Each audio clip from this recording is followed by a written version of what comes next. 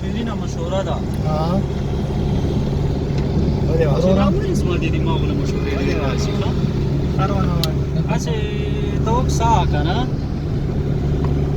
همت صاحب مشوره دا ده زما په ان زه چې څومره تحلیل کوم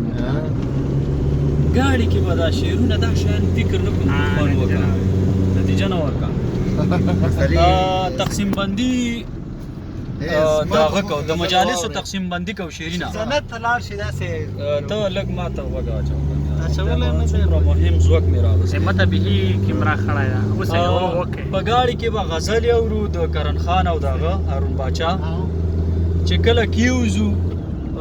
شیرونه او یو څو هغه به بیتونه به سره یایو خپل به یایو خپله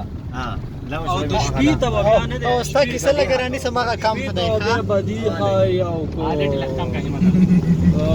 نور لغات کې راجمه کوي چې هر څه یای هغه یای